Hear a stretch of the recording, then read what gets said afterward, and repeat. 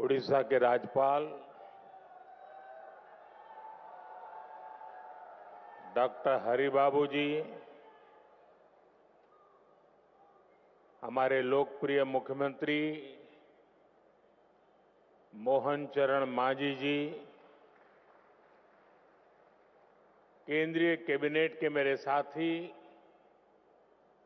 S Jaishankar जी, जुएल ओराव जी, धर्मेंद्र प्रधान जी, अश्विनी वैष्णव जी, शोभा करांदला जी, कीर्तिवर्धन सिंह जी, पवित्रा margherita जी, ओडिशा सरकार में उप मुख्यमंत्री कनकवर्धन सिंहदेव जी, प्रवती परिदा जी, अन्य मंत्रीगण, सांसद और विधायकगण, दुनिया भर से यहां पधारे मां भारती के सभी बेटे बेटी,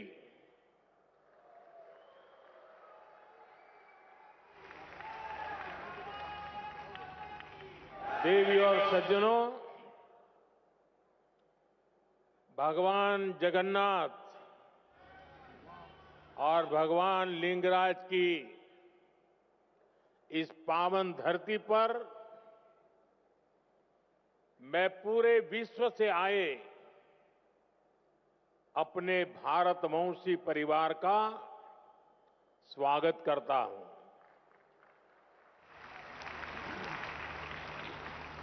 अभी प्रारंभ में जो स्वागत गान हुआ,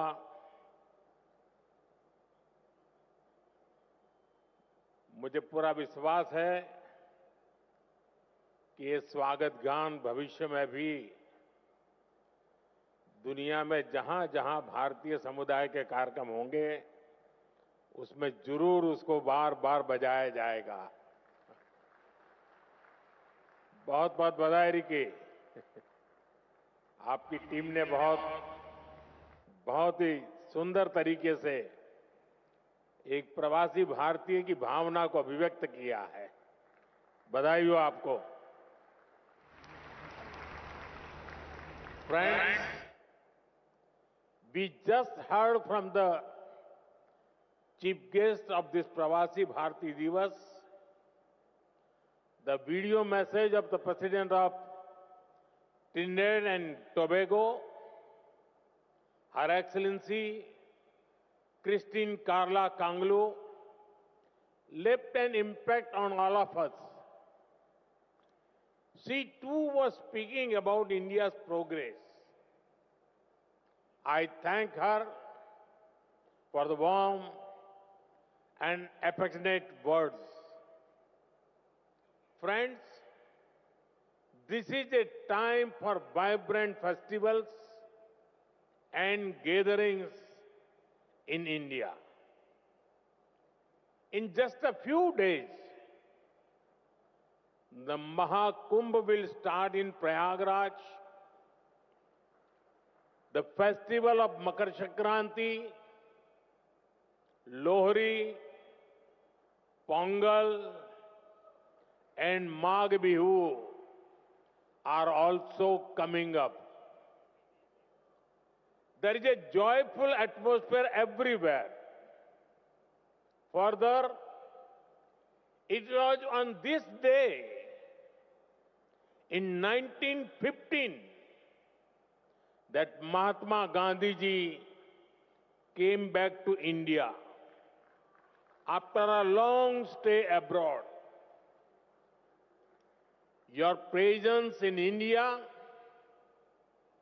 at such a wonderful time is aiding to the festive spirit.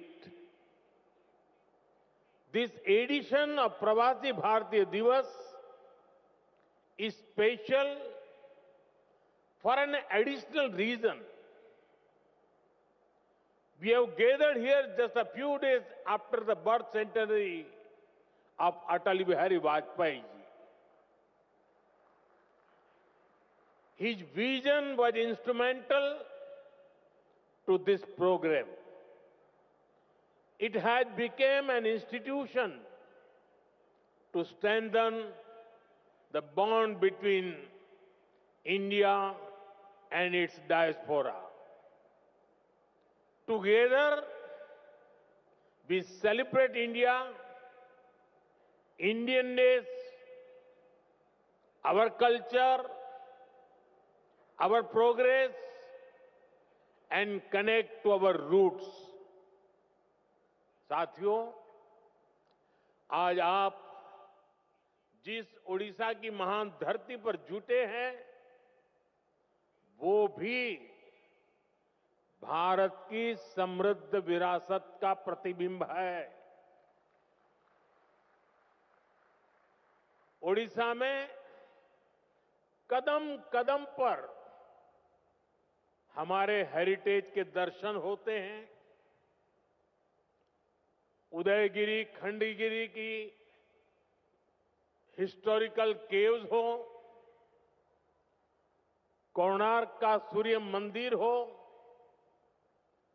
Tamralipti, मणिकपटना और पलूर के प्राचीन पोर्ट्स हो, ये देखकर हर कोई गौरव से भर उठता है। सैकड़ों वर्ष पहले भी ओडिशा से हमारे व्यापारी कारोबारी लंबा समुद्री सफर करके बाली, सुमात्रा, जावा जैसे स्थानों तक जाते थे। उसी स्मृति में आज भी ओडिशा में बाली यात्रा का आयोजन होता है। यहीं ओडिशा में धौली नाम का वो स्थान है जो शांति का बड़ा प्रतीक है। दुनिया में जब तलवार के जोर पर साम्राज्य बढ़ाने का दौर था, तब हमारे सम्राट अशोक ने यहां शांति का रास्ता चुना था। हमारी इस विरासत का ये वही बल है जिसकी प्रेरणा से आज भारत दुनिया को कह पाता है कि भविष्य युद्ध में नहीं है, बुद्ध में है।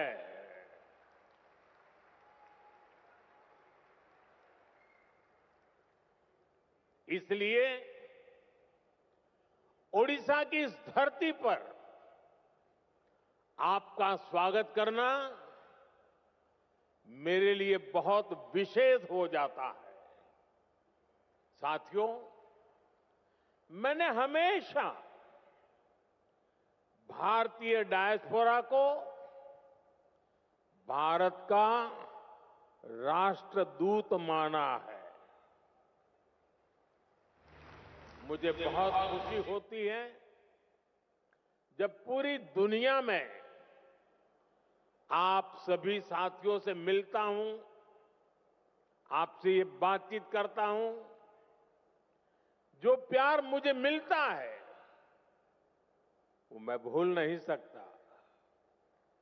आपका वो स्नेह, वो आशीर्वाद हमेशा मेरे साथ रहता है। साथियों, आज मैं आप सभी का व्यक्तिगत तौर पर आपका आभार व्यक्त करना चाहता हूं। आपको थैंक यू भी बोलना चाहता हूं। थैंक यू इसलिए क्योंकि आपकी वजह से मुझे दुनिया में गर्व से सिर ऊंचा रखने का मौका मिलता है।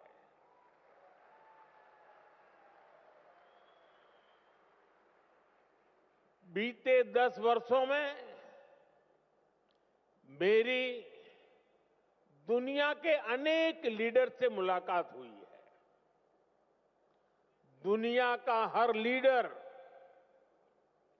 अपने देश के भारतीय डायस्पोरा की, आप सभी की बहुत प्रशंसा करता है।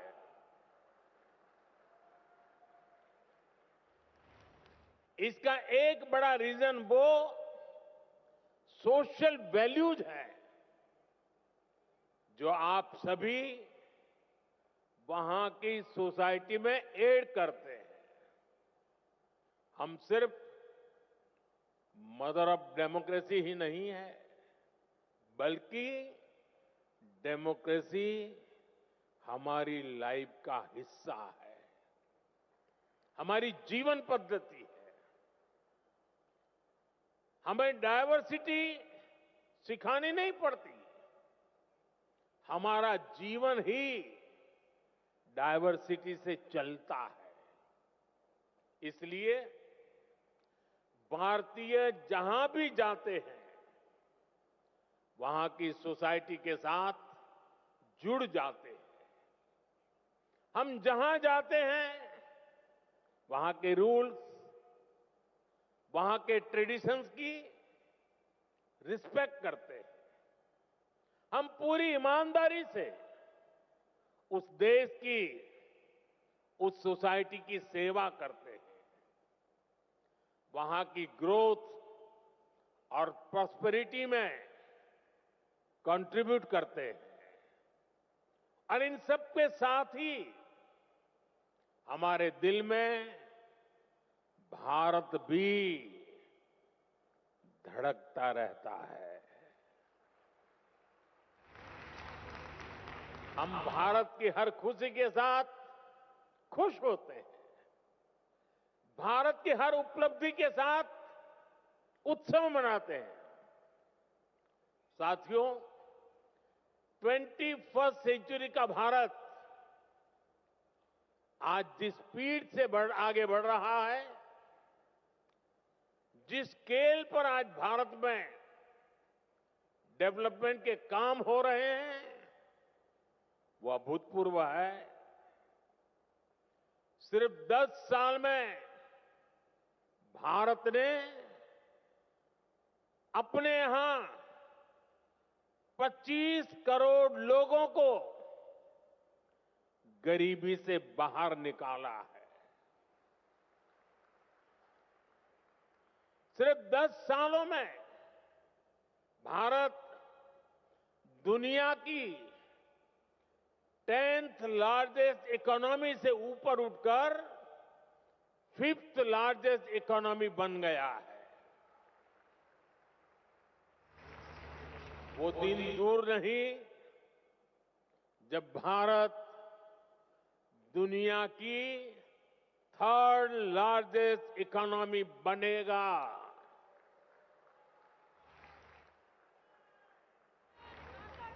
भारत की सफलता आज दुनिया देख रही है। आज जब भारत का चंद्रयान शिव शक्ति पॉइंट पर पहुंचता है, तो हम सबको गर्व होता है। आज जब दुनिया डिजिटल इंडिया की ताकत देखकर हैरान होती है, तो हम सबको गर्व होता है। आज भारत का हर सेक्टर आसमान की ऊंचाई छूने के लिए आगे बढ़ रहा है। रिन्यूएबल एनर्जी हो, एविएशन इकोसिस्टम हो, इलेक्ट्रिक मोबिलिटी हो, मेट्रो का विशाल नेटवर्क हो, बुलेट ट्रेन प्रोजेक्ट हो, भारत की प्रगति की गति सारे रिकॉर्ड तोड़ रही है। आज Bharat made in India fighter jet बना रहा है। ट्रांसपोर्ट एयरक्राफ्ट बना रहा है और वो दिन भी दूर नहीं जब आप किसी मेड इन इंडिया प्लेन से ही प्रवासी भारतीय दिवस मनाने भारत आएंगे। साथियों, भारत के ये जो अचीवमेंट्स हैं, ये जो प्रोस्पेक्ट्स आज भारत में दिख रहे हैं, इसके कारण भारत की वैश्विक भूमिका बढ़ रही है। भारत की बात को आज दुनिया ध्यान से सुनती है। आज का भारत अपना पॉइंट तो स्ट्रांगली रखता ही है, ग्लोबल साउथ की आवाज को भी पूरी ताकत से उठाता है। जब भारत ने अफ्रीकन यूनियन को G20 का परमानेंट मेंबर बनाने का प्रपोजल रखा, तो सभी मेंबर्स ने इसका समर्थन किया। ह्यूमैनिटी फर्स्ट के भाव के साथ भारत अपने ग्लोबल रोल का विस्तार कर रहा है। साथियों, भारत के टैलेंट का डंका आज पूरी दुनिया में बज रहा है। आज हमारे प्रोफेशनल्स दुनिया की बड़ी कंपनियों के जरिए ग्लोबल ग्रोथ में कंट्रीब्यूट कर रहे हैं। भारत की राष्ट्रपति आदरणीय द्रौपदी मुर्मू जी के हाथों कल कई साथियों को प्रवासी भारतीय सम्मान भी दिया जाएगा। मैं सम्मान पाने वाले सभी महानुभावों को अपनी शुभकामनाएं देता हूं। साथियों, आप जानते हैं, आने वाले कई दशकों तक भारत दुनिया का सबसे यंग और स्किल्ड पॉपुलेशन वाला देश बना रहेगा। ये भारत ही है जहां से दुनिया की एक बड़ी स्किल डिमांड पूरी होगी। आपने देखा होगा, दुनिया के अनेक देश अब भारत के स्किल यूथ का दोनों हाथों से स्वागत कर रहे हैं। ऐसे में भारत सरकार का भी प्रयास है कि कोई भी भारतीय विदेश जाए तो वो बेहतरीन स्किल के साथ ही जाए। इसलिए हम अपने यूथ की लगातार स्किलिंग, रीस्किलिंग और अपस्किलिंग कर रहे हैं। Friends, we give great importance to your convenience and comfort. Your safety and welfare are a top priority. We consider it our responsibility to help our diaspora during crisis situations, no matter where they are. This is one of the guiding principles of India's foreign policy today. Over the last decade, our embassies and offices worldwide have been sensitive and proactive. Friends, earlier in many countries, people had to travel long distances to access consular facilities. They had to wait for days for help Now, these problems are being solved. In just the last 2 years, 14 embassies and consulates have been opened. The scope of OCI cards is also being expanded. It has been extended to PIOs of the 7th generation of Mauritius and the 6th generation of Suriname, Martinique and Guadeloupe. साथियों, दुनिया भर में फैले भारतीय diaspora का इतिहास उनके उस देश में पहुंचने और वहां अपना परचम लहराने की गाथाएं, ये भारत की अहम विरासत है। आपकी ऐसी अनेक इंटरेस्टिंग और इंस्पायरिंग स्टोरीज है, जिन्हें सुनाया जाना, दिखाया जाना, संजोया जाना जरूरी है। ये हमारी शेयर्ड लेगेसी है, शेयर्ड हेरिटेज है। अभी कुछ दिन पहले मैंने मन की बात में इससे जुड़े एक प्रयास पर विस्तार से बात की थी। कुछ सेंचुरीज पहले गुजरात से कई परिवार ओमान में जाकर बस गए थे। 250 इयर्स की उनकी जर्नी काफी इंस्पायरिंग है। यहां इससे जुड़ी एक एग्जीबिशन भी लगाई गई है। इसमें इस कम्युनिटी से जुड़े थाउजेंड्स ऑफ डॉक्यूमेंट्स को डिजिटाइज करके दिखाया गया है। साथ ही उनके साथ एक ओरल हिस्ट्री प्रोजेक्ट भी किया गया है। यानी कम्युनिटी के जो सीनियर लोग हैं, जिनकी काफी एज हो चुकी है, उन्होंने अपने एक्सपीरियंस शेयर किए हैं। मुझे खुशी है कि इनमें से कई फैमिली आज हमारे बीच यहां मौजूद भी हैं। साथियों, इसी तरह के प्रयास हमें अलग अलग देशों में गए डायस्पोरा के साथ भी करने चाहिए। जैसे एक उदाहरण हमारे गिरमिटिया भाई बहन हैं।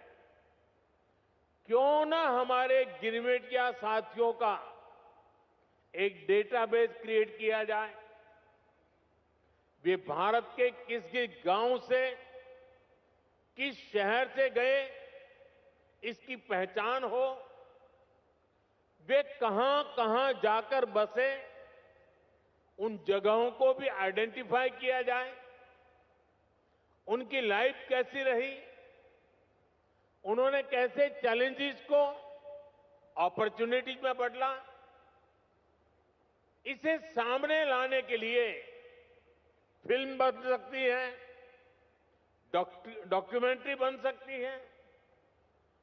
गिरमिटिया लेगेसी पर स्टडी हो, इस पर रिसर्च हो, इसके लिए यूनिवर्सिटी में चेयर स्थापित की जा सकती है। रेगुलर इंटरवल पर वर्ल्ड गिरमिटिया कॉन्फ्रेंस भी कराई जा सकती है।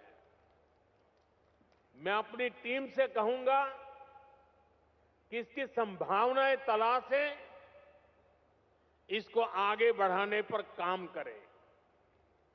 साथियों, आज का भारत विकास भी और विरासत भी इस मंत्र पर चल रहा है। G20 के दौरान हमने देश के कोने कोने में इसलिए मीटिंग रखी ताकि दुनिया भारत की डायवर्सिटी का फर्स्ट हैंड एक्सपीरियंस ले पाए। हम बड़े गर्व से यहां काशी तमिल संगमम, काशी तेलुगु संगमम, सौराष्ट्र तमिल संगमम जैसे आयोजन करते हैं। अभी कुछ दिन बाद ही संत थिरुवल्लुवर दिवस है। हमारी सरकार ने संत थिरुवल्लुवर के विचारों के प्रसार के लिए थिरुवल्लुवर कल्चर सेंटर्स की स्थापना का निर्णय लिया है। सिंगापुर में ऐसे पहले सेंटर का काम शुरू हो गया है। अमेरिका की ह्यूस्टन यूनिवर्सिटी में थिरुवल्लुवर चेयर की स्थापना भी की जा रही है। ये सारे प्रयास तमिल भाषा को, तमिल विरासत को, भारत की विरासत को दुनिया के कोने कोने में ले जा रहा है। साथियों, भारत में हेरिटेज से जुड़े अपने स्थानों को कनेक्ट करने के लिए भी हमने अनेक कदम उठाए हैं। जैसे भगवान राम और सीता माता से जुड़े स्थानों के दर्शन के लिए स्पेशल रामायण एक्सप्रेस ट्रेन है। भारत गौरव ट्रेनें भी देश के इंपॉर्टेंट हेरिटेज प्लेसेस को जोड़ती है। अपनी semi high speed Vande Bharat train से भी हमने देश के बड़े हेरिटेज सेंटर्स को जोड़ा है। थोड़ी देर पहले एक विशेष प्रवासी भारतीय एक्सप्रेस ट्रेन शुरू करने का अवसर मुझे मिला। इसमें करीब 150 लोग टूरिज्म और आस्था से जुड़े 17 डेस्टिनेशन का टूर करेंगे। यहां ओडिशा में भी अनेक स्थान हैं जहां आपको जरूर जाना चाहिए। प्रयागराज में महाकुंभ शुरू हो रहा है। ये मौका लाइफ में बार बार नहीं मिलता। वहां भी आप जरूर होकर आए। साथियों, साल 1947 में भारत को आजादी मिली और उसमें एक बड़ा रोल हमारे डायस्पोरा का भी रहा है। उन्होंने विदेशों में रहकर भारत की आजादी के लिए कंट्रीब्यूट किया। अब हमारे सामने 2047 का टारगेट है। हमें भारत को विकसित देश, एक डेवलप्ड नेशन बनाना है। आप आज भी भारत की ग्रोथ में शानदार कंट्रीब्यूशन कर रहे हैं। आपके हार्डवर्क के चलते ही आज भारत रेमिटेंस के मामले में दुनिया में नंबर 1 हो गया है। अब हमें इससे भी आगे सोचना है। आप भारत के साथ साथ दूसरे देशों में इन्वेस्ट करते हैं। फाइनेंशियल सर्विसेज और इन्वेस्टमेंट से जुड़ी आपकी नीड्स को पूरा करने में हमारा गिफ्ट सिटी इकोसिस्टम हेल्प कर सकता है।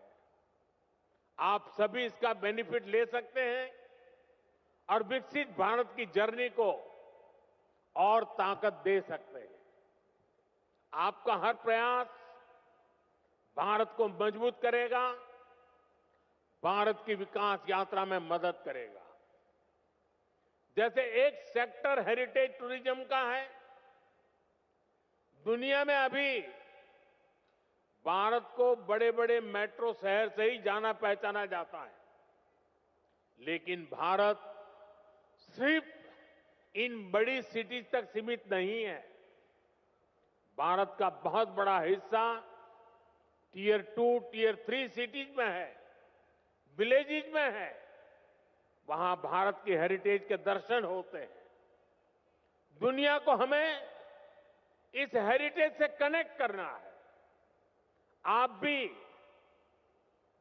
अपने बच्चों को भारत के छोटे छोटे शहरों और गांवों तक ले जाएं, फिर अपने एक्सपीरियंस वापस जाकर अपने फ्रेंड के साथ शेयर करें। मैं ये भी चाहूंगा कि अगली बार जब आप भारत आएं तो अपने साथ इंडियन ओरिजिन से बाहर के मिनिमम 5 फ्रेंड्स को लेकर आए। आप जहां रहते हैं वहां अपने फ्रेंड्स को भारत आने के लिए, भारत को देखने के लिए इंस्पायर करें। साथियों, मेरी एक अपील डायस्पोरा के सभी यंग फ्रेंड से भी है। आप भारत को जानिए, क्विज में ज्यादा से ज्यादा हिस्सा लें। इससे भारत को जानने समझने में बहुत हेल्प मिलेगी। आप स्टडी इन इंडिया प्रोग्राम का भी जरूर बेनिफिट लें। आईसीसीआर की जो स्कॉलरशिप स्कीम है उसका भी डायस्पोरा के यूथ को ज्यादा से ज्यादा फायदा लेना चाहिए। साथियों, जिस देश में आप रहते हैं वहां भारत की असली हिस्ट्री को लोगों तक पहुंचाने के लिए भी आपको आगे आना होगा। जिन देशों में आप रहते हैं वहां जो आज की जनरेशन है वो हमारी समृद्धि को, गुलामी के लंबे कालखंड और हमारे संघर्षों को नहीं जानती। आप सभी भारत की ट्रू हिस्ट्री को दुनिया तक पहुंचा सकते हैं। साथियों, भारत आज विश्व बंधु के रूप में जाना जा रहा है। इस ग्लोबल कनेक्ट को और मजबूत करने में आपको अपने एफर्ट्स बढ़ाने होंगे। अब जैसे आप जिस देश में रहते हैं वहां कोई न कोई अवार्ड फंक्शन शुरू कर सकते हैं और ये अवार्ड उस देश के मूल निवासियों के लिए हो जहां आप अभी रहते हैं।